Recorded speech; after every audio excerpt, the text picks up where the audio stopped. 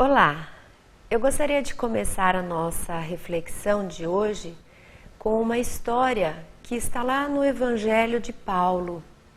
É uma história que conta o encontro de Paulo com Filemon e com Onésimo. A sequência cronológica dessa história é mais ou menos assim, vou contar com minhas próprias palavras. Paulo um dia encontra com Filemon. Filemon era um romano, um cidadão romano. Ele morava em Colossos e encontrou possivelmente com Paulo em Éfesos. Foi até Éfesos para ouvir as pregações de Paulo e se encantou e acabou se convertendo ao cristianismo. Filemon então retorna depois do seu encontro, ficou amigo muito próximo. Ele e Paulo desenvolveram uma amizade bastante autêntica, bastante nobre, de admiração, de carinho mútuo. Filemon retorna então a Colossos e ali ele funda talvez a primeira igreja cristã daquela cidade, daquela comunidade, na própria casa. Começa então com os ritos, né, os encontros a partir dos ensinos de Cristo, ouvidos pelas cartas, recebidos pelas cartas que Paulo trocava com ele. Com o tempo, ele tinha, naquela época era muito comum ainda, e era algo natural e não se causava espanto, a existência da escravidão. Então, ninguém ainda tinha essa consciência de que seria um absurdo, ainda se estava imerso numa cultura como se aquilo fosse algo natural, o que nós sabemos hoje não ser. Mas não conseguiam naquela época ainda ter uma consciência já desperta para essa questão da igualdade. Então Filemon, ainda que já estivesse encantado com o cristianismo, com a proposta do amor, com o convite para sermos todos irmãos, ele não, em nenhum momento ele fez uma ponte com o comportamento de eu tenho escravos. Não havia ainda conseguido transferir esse ensinamento para a vida prática. Nós, na verdade, até hoje ouvimos os ensinos do Cristo e muitas vezes temos boa compreensão, mas não conseguimos fazer essa ponte para transferir isso para a nossa vida em termos de comportamento, de pensamento, de palavra, né? Imagina lá que ainda estava muito recente. Então ele, como cidadão romano, ele possuía escravos e tudo bem para aquela época, não era estranho, não era mal visto. E um desses escravos se chamava Onésimo. Onésimo queria dizer útil, utilidade, tinha essa conotação, o nome Onésimo tinha esse significado. Então conta a história, conta o Evangelho que, ou se deduz a partir do que está no Evangelho, de que Onésimo um dia fugiu. Talvez não tem registro sobre isso, mas tudo indica que ele roubou alguns haveres de Filemon e fugiu. E nessa sua fuga, ele acabou indo parar lá em Roma. Na época em que Onésimo estava em Roma, Paulo estava preso. E Onésimo, de alguma forma, vai conversar muitas e muitas vezes com Paulo na prisão. E na prisão com Paulo, ele também se encanta com aquele Cristo apresentado pelo apóstolo e acaba se convertendo. Agora também Onésimo era cristão. E durante as suas conversas, Onésimo conta a respeito do seu amo Filemon e conta que havia fugido e conta que havia feito alguma coisa que parece inadequada ou imprópria para aquele momento. Paulo então o libera desse encargo a partir do momento em que ele toma consciência, se arrepende e pede para que ele repare. Então veja, Onésimo faz como uma confissão e Paulo, em termos de orientação, diz: tudo bem, faz parte, somos seres humanos, nós erramos, ok, estamos em paz com isso, desde que tenhamos assumido a responsabilidade, tenhamos consciência da nossa ação e, arrependidos, nos movimentemos para a reparação. Então, Onésimo, cabe a você retornar, cabe a você procurar o Filemon, se apresentar a ele, contar o que você fez e esperar a sua compreensão, o seu perdão ou a sua punição, caso ele assim resolva, porque é de acordo com a lei. E Paulo não vai se opor à lei. Paulo, como Jesus, ele oferece reflexões como se fosse em outra instância, que não é a legal do mundo terreno.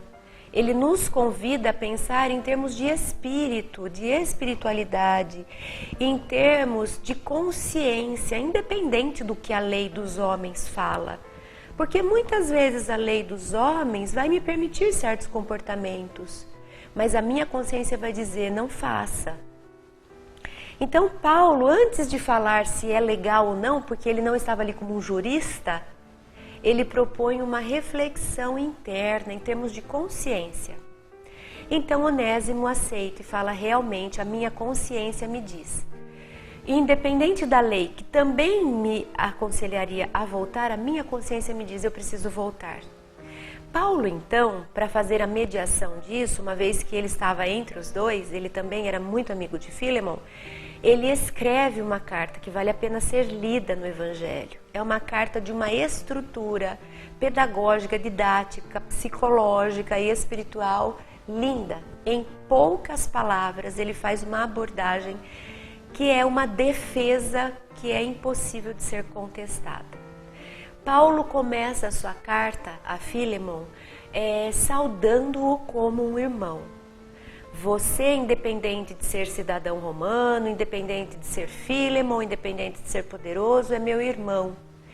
Eu, independente de ser um enviado do Cristo, de ser um apóstolo, de ser o que quer que eu seja, eu sou seu irmão. Então ele começa saudando-o como irmão.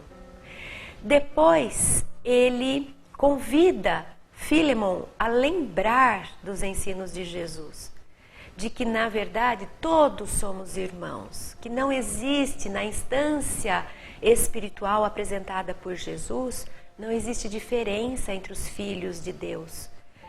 Jesus inclusive fala, quando alguém diz para ele estava dentro de uma casa e a multidão a casa cheia de multidão, e alguém chega e fala assim, sua mãe está lá fora e ela quer te ver. E ele fala, mas quem é minha mãe e quem são meus irmãos? Minha mãe e meus irmãos são aqueles que praticam a vontade do meu Pai. Então o que Jesus queria dizer ali? Que para ele não tinha distinção de cargo, de consanguinidade, não tinha distinção de raça, de nada. Todos aqueles que estivessem em harmonia com a lei de Deus eram irmãos de Jesus. Então, Paulo relembra Filemon a respeito disso, dizendo, eu saúdo você e lembro que somos todos irmãos, afinal de contas, todos nós acreditamos no Cristo e prosseguimos tentando praticar os ensinos dele. Aí, Paulo já fez essa chamada de consciência, então ele preparou Filemon para o que ele viria a dizer na sequência. Ele disse assim, agora eu te conto que estive com Onésimo, e Onésimo aceitou a conversão, então eu o recebi na condição de um irmão. Então, percebe ele preparando, e aí ele diz, então Filemon, assim como eu sou seu irmão e você meu irmão, eu também sou irmão de Onésimo e ele também é meu irmão. Conclusão, somos todos irmãos. Eu orientei Onésimo a voltar, a retornar, ele tem consciência e arrependimento do que ele fez, mas eu o conduzi até você. E espero, agora ele faz a intimação da consciência, como se ele dissesse, presta atenção, não deixa aquele homem velho que era partidário, que não tinha ainda despertado para o amor, para a união, para a fraternidade falar. Então fica vigilante e pratique hoje o que o Cristo tem te ensinado. É sua chance, é seu laboratório. Então receba Onésimo na condição não de escravo, mas de um irmão seu. Ainda que formalmente ele volte a ocupar a função de escravo, não era isso que Paulo estava dizendo. Paulo não estava pedindo, libere-o, dê uma carta de alforria, não. Paulo não entrava no sistema legal da história. Paulo diz assim, no seu comportamento, na forma de você lidar com Onésimo, seja cristão. Seja um irmão dele, ainda que ocupem lugares muito distantes na hierarquia social. Isso pouco importa. O importante é a forma como você vai se comportar com isso. Saudações. E aí ele entrega o abacaxi na mão de Fílemon. E aí Fílemon recebe Onésimo. E talvez esse seja o primeiro caso narrado de um perdão desse tipo, de um chefe, de um amo, perdoando uma ousadia, um ato praticado com equívoco por parte de um escravo, de um súdito. É uma história muito linda e Paulo se coloca como estando na cruz entre os dois. Então, como se fosse uma cruz, de um lado ele pega na mão de Fílemon e de outro lado ele pega na mão de Onésimo. Então ele diz assim, como Cristo um dia uniu Deus à humanidade, e eu fui o Cristo que fez essa união pela minha crucificação, e eu disse, Pai, perdoa-os. Irmãos, observem mais Deus, da mesma forma que Cristo foi o intermediário, eu hoje sou o intermediário de Fílemon com Onésimo, propondo a prática do perdão. E é sobre isso que a gente continua falando já já. A editora Frater conta com livros infantis e infanto-juvenis que trabalham diversos temas, como autoconhecimento, empatia, felicidade, entre eles, como é difícil escolher, erramos, e agora? As boas ideias dos meus amigos e muito mais. Títulos de autoria de Cristiane Lenzibeira. Eles estão disponíveis para compra no site www.editorafrater.com.br. A renda obtida com a venda desses livros é revertida para a instituição Remanso Fraterno, apoiada por Raul Teixeira. É uma organização sem fins lucrativos, sediada no município de Niterói, atendendo a mais de 250 crianças e seus familiares, além de 85 adolescentes e jovens em situação de vulnerabilidade social.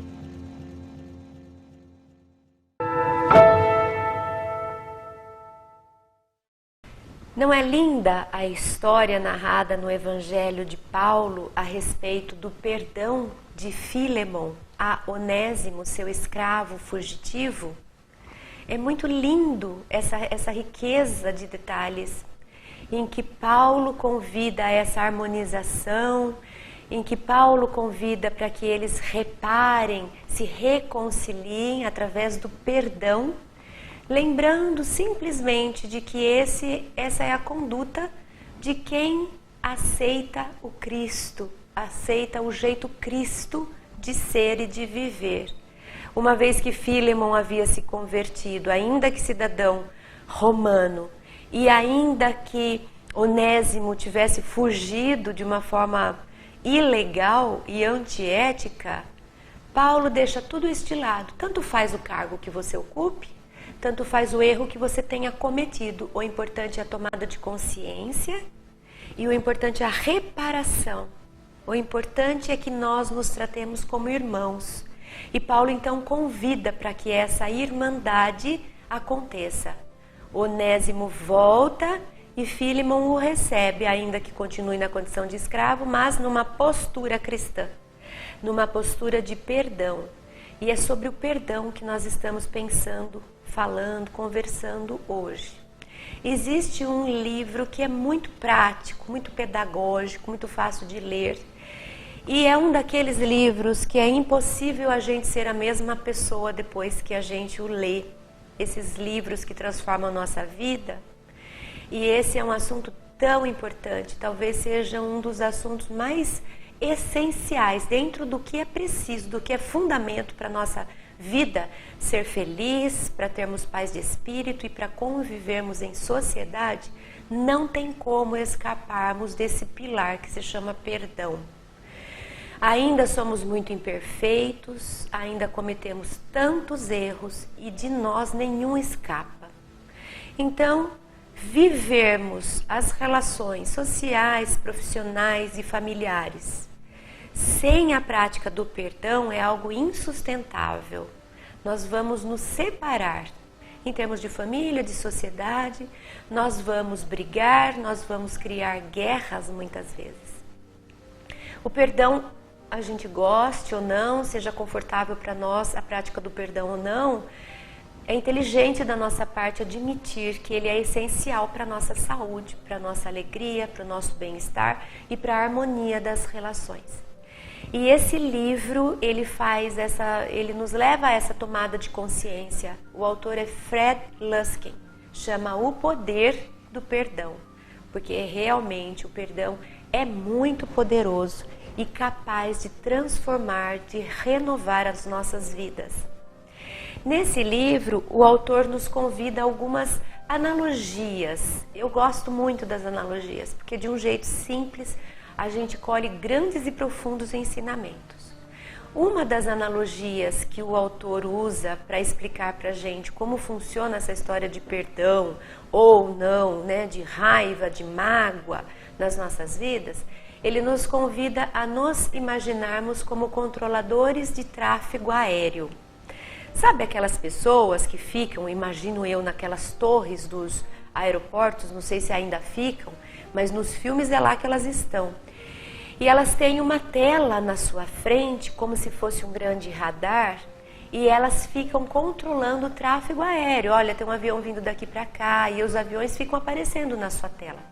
O autor explica que existe um número certo de aviões que foi cientificamente comprovado para que cada controlador controle. Ou seja, se eu sou uma controladora de tráfego aéreo, eu só posso ficar responsável por um número específico, máximo, de aviões na minha tela. Não existe espaço mental suficiente para mais do que aquela quantidade fixa e máxima. Isso foi comprovado a partir de como funciona a nossa mente, nosso cérebro. Então, cada controlador ele só pode visualizar alguns poucos aviões. Talvez não mais do que 6 ou 8. Um chute, mas um chute mais ou menos sabendo o que eu estou chutando. Agora, vamos imaginar, também isso não importa. O que importa é que tem um tanto limitado. Eu não posso cuidar de todos os aviões que estão no ar. Eu não dou conta mentalmente disso. Eu tenho que escolher quais aviões que eu quero colocar na minha tela mental. Então, o autor diz assim: agora analise você. Você tem espaço mental para lidar com alguns aviões. Vamos imaginar aviões, pessoas, por exemplo. Então, na sua mente, você só consegue colocar um tanto máximo de pessoas para você pensar, para você cuidar, para você se importar. Quem serão essas pessoas? E aí ele diz assim: infelizmente, muitas vezes, nós deixamos de fora pessoas a quem a gente ama ou que nos ama, pessoas que nos fizeram bem, pessoas que são estruturas, pilares das nossas vidas. Mas como não cabe todo mundo na nossa tela mental e nós fazemos questão de colocar aquele fulano que nos passou para trás, aquele ciclano que nos falou mal, aquele outro que foi nosso ofensor, esses não saem da nossa mente, alguém precisa sair. Então ele diz assim: imagina que você, tendo que priorizar quem ocupa espaço na sua mente, você tira quem é importante, você tira quem te faz bem, você tira quem te ama, você esquece da pessoa, deixa ela de lado, para colocar aquele que te prejudicou. Você tem certeza que essa é a melhor escolha? Isso te faz bem? A gente sabe que não faz bem, mas a gente não consegue resistir. É um prazer mórbido que nós temos de ficar revivendo a história que nos fez mal. A gente conta 10, 20, 30 vezes a mesma coisa. A gente fala mal da pessoa, a gente critica, a gente espalha notícias dela. A gente gosta de remoer a dor. Mas a gente poderia estar contando história do bem que a gente recebeu, das pessoas que nos ajudaram, daquelas que nos são amores, que nos amam. E a gente podia contar tantas histórias lindas, dos benefícios. Não, isso a gente costuma não falar. A gente gosta de pôr na nossa tela mental aqueles que nos prejudicaram. Então ele vai trazendo consciência, como se ele provocasse. Tem certeza? Isso é inteligente. Você vai continuar fazendo isso? Uma outra analogia que ele traz é como se fosse uma sintonia de canal. Pode ser do rádio, pode ser da TV. Vamos imaginar a TV. Eu estou com o meu controle remoto, né? Antigamente é o UHF, agora já é controle remoto, e eu vou mudando de canal. Eu tenho muitos canais à minha disposição. Tem canais que me fazem bem e tem canais que me fazem mal. Que me deixam mal, que eu fico passando mal mesmo, porque faz descargas emocionais, hormonais no meu corpo, que me prejudicam a saúde. Qual canal você gostaria de sintonizar? Aquele que te deixa alegre, que te deixa leve, que te faz bem, que você despeja no seu organismo serotonina, que é o hormônio do prazer, que te dá uma calma, uma leveza, né? Você quer esse canal ou você prefere pôr naquele canal que te deixa irritado, que descarrega cortisol e adrenalina, que te agita, que te deixa mal-humorado e desgostoso com a vida? Qual canal você quer? Então, mais uma vez, ele nos envergonha, porque muitas vezes a gente abre mão do canal que nos faz bem para pôr no canal que nos faz mal. Quer dizer que, ao invés de eu pensar nas coisas boas da minha vida, ao invés de eu sintonizar em canais de gente que me faz bem, eu vou escolher o canal daquele que me prejudicou, daquele que eu tenho raiva, e eu falo dele, eu escuto ele, eu penso nele, e eu sofro por causa dele, por escolha própria. Então é mais ou menos esse o caminho que o Fred Luskin nos convida. Ele chama atenção a respeito do prazer que nós temos em ser vítimas. Por que será que é tão gostoso contar para as pessoas as tragédias que nos acontecem, as desgraças das nossas vidas, as injustiças, o que o outro nos fez? Eu costumo dizer que quando alguém nos faz mal, é como se ele tivesse nos arrastado para mergulhar numa lama. A gente estava em vigilante e ele nos puxou e nos mergulhou na lama. Ele já estava na lama porque ele estava me fazendo mal. Então o mal procede dele. Ele já vivia na lama. Mas ele nos atinge, é como se ele nos arrastasse e a gente inadvertidamente cai na lama junto com ele. Tudo bem, faz parte. A gente já fez isso com outras pessoas também. Não é que somos santinhos e anjinhos. Isso é ser humano. A gente se arrasta para a lama. A pergunta é, por que você gosta de continuar nela? Saia. Ele está fazendo mal, você não precisa alimentar isso, sai da lama. E mergulha na piscina boa, na piscina que limpa, que purifica, que é a piscina do perdão. É a piscina que vai fazer essa purificação para a gente voltar a estar limpo, leve, alegre e saudável. Mas o que a gente faz? A gente volta a mergulhar de propósito na lama. Parece que a gente gosta de ficar remoendo aquela situação. Mas isso não é bom e não é saudável. Vamos conversar um pouco mais sobre essa tal piscina do perdão? Qual o benefício do perdão? Você consegue perdoar? Como é que a gente faz para perdoar? Daqui a pouco a gente volta para falar sobre isso.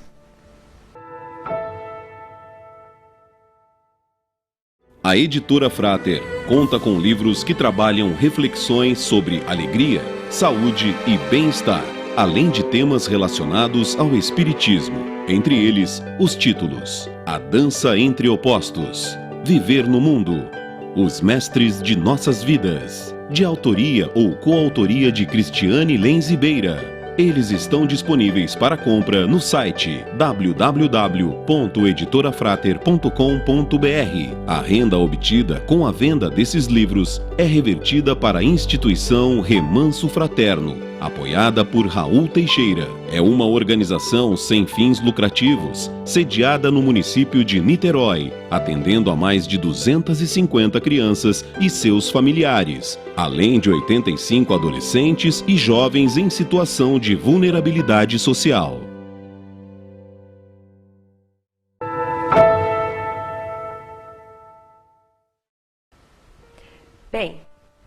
Sabe aquela parte do Evangelho de Paulo que eu narrei na primeira parte do nosso encontro de hoje?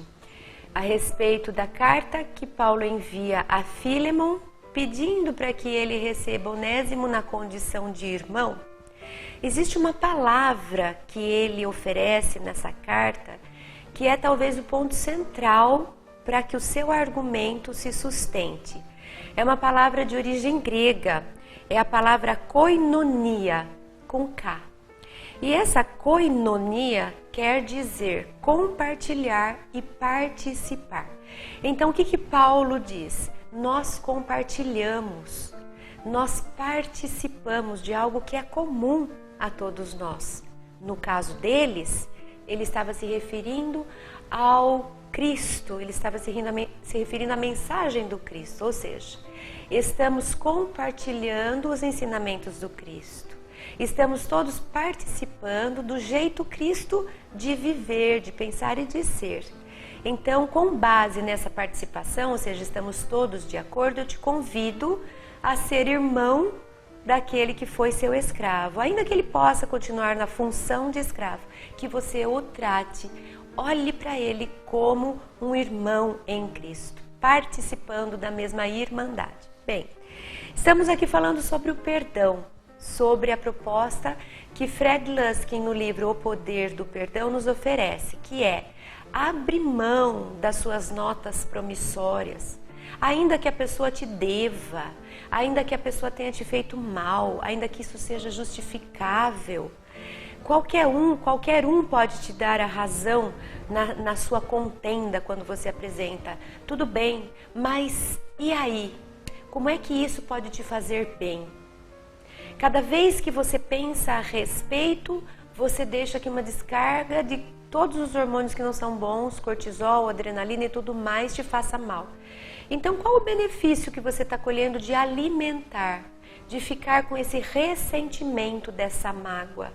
Você também está se prejudicando. O outro um dia te prejudicou, te arrastou para a piscina de lama dele.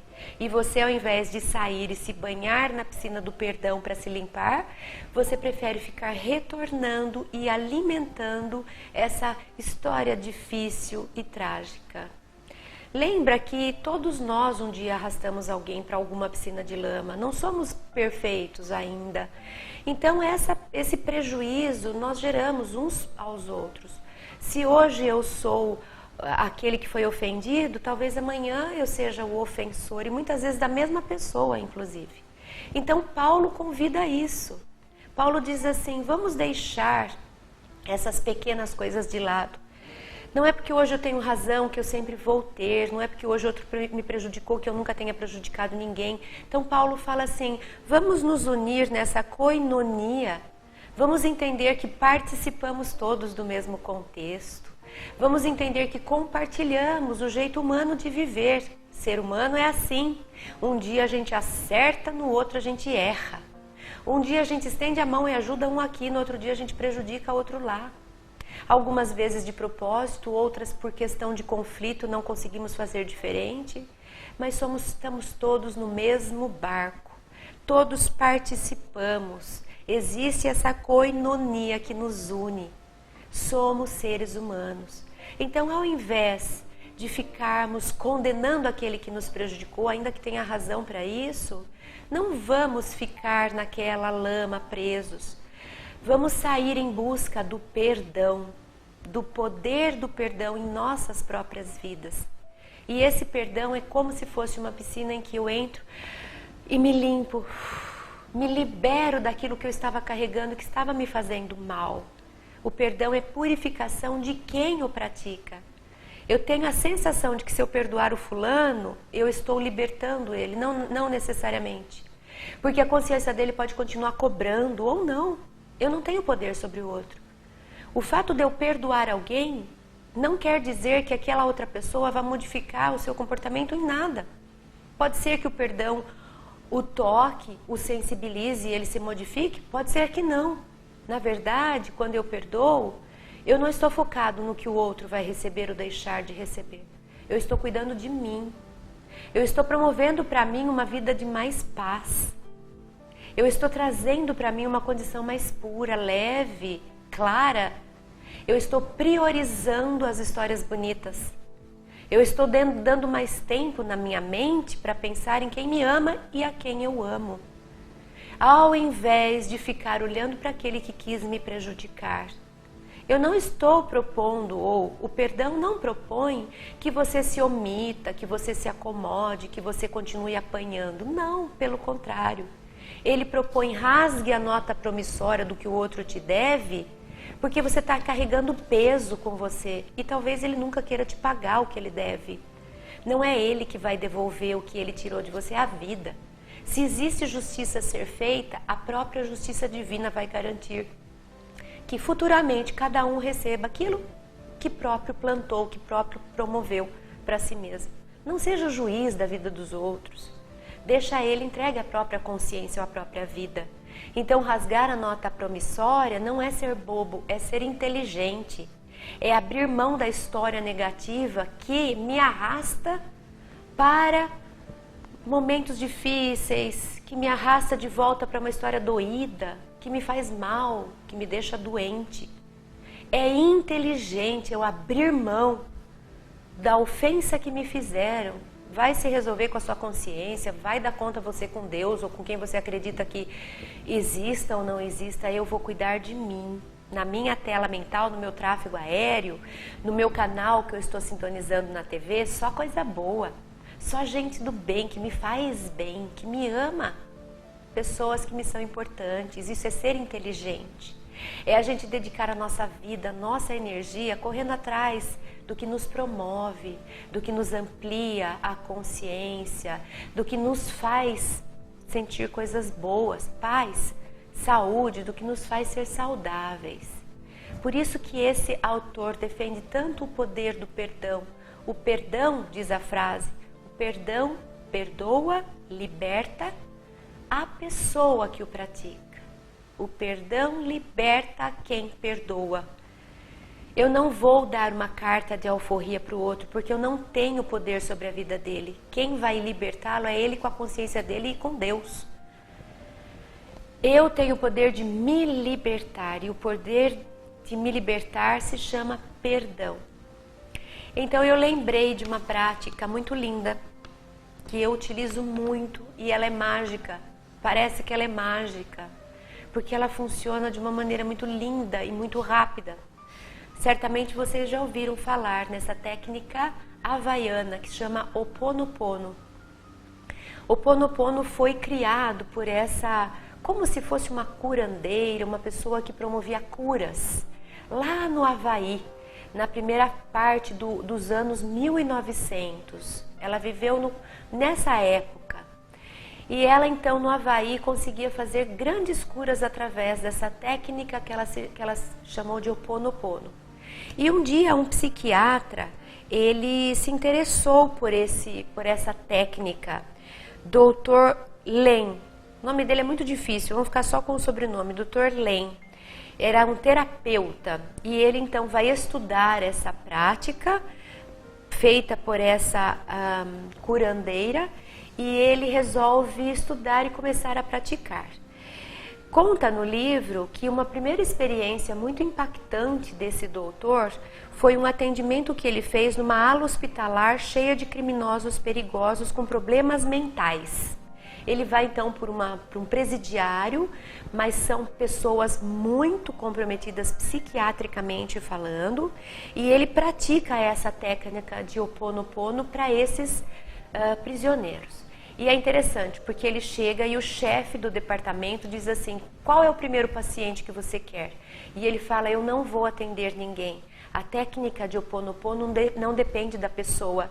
Eu não vim aqui para transformar nenhum prisioneiro. Mas então como é que você vai fazer? Pois é, a técnica consiste em que eu sou capaz de libertar. Eu liberto em mim o erro que ele fez. E ao fazer isso por mim, de alguma forma energética, mágica, ou que a gente não saiba explicar, a gente afeta o ambiente. Vale a pena vocês buscarem essa técnica de Ho'oponopono na internet. É muito interessante. Então a técnica consiste nisso, são 4 frases. Mas essas 4 frases é como se elas configurassem nossa mente. E o que é interessante, ele diz, estamos todos conectados. Lembra do Paulo dizendo que partilhamos do mesmo lugar, compartilhamos? Então quando eu me modifico, eu automaticamente afeto o outro. Então ele pegava as histórias de cada um dos pacientes, mergulhava naquela história como se fosse dele, porque ele diz, eu sou você faz parte de mim, estamos todos unidos. Ainda que sejamos indivíduos, fazemos parte de um contexto que nos une. Então ele mergulhava na história de um criminoso, por exemplo, desde a sua infância ele tentava vivenciar como se fosse ele. E então ele ficava por algum tempo dizendo, repetindo essas 4 frases, mentalizando aquela pessoa. As 4 frases são lindas, elas são um poema. Sinto muito. Por favor, me perdoe. Eu te amo e sou grato. Então ele continuava como se fosse um mantra, repetindo essas 4 frases e mentalizando aquela história de um dos criminosos.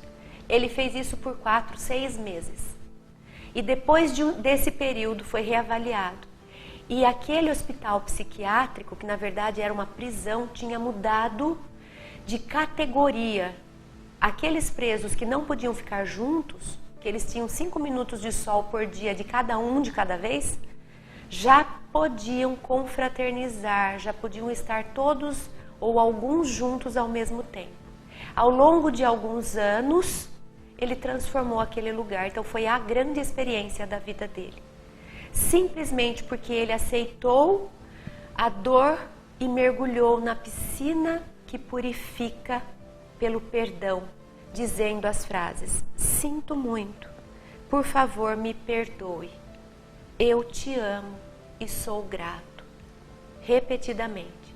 Eu termino o nosso encontro convidando você para lembrar de alguma mágoa, de algum ressentimento, para ficar um pouco quieto no seu quarto, em silêncio, você com você mesmo, para mentalizar a situação, relembrar a dor que você sentiu, o prejuízo que você teve e gastar ali 10, 15, 20 minutos, o tanto que você conseguir sentir que seja importante, simplesmente mentalizando a situação, mentalizando a pessoa que te prejudicou e dizendo repetidamente, bem lá no seu coração, sinto muito, por favor me perdoe, eu te amo e sou grato.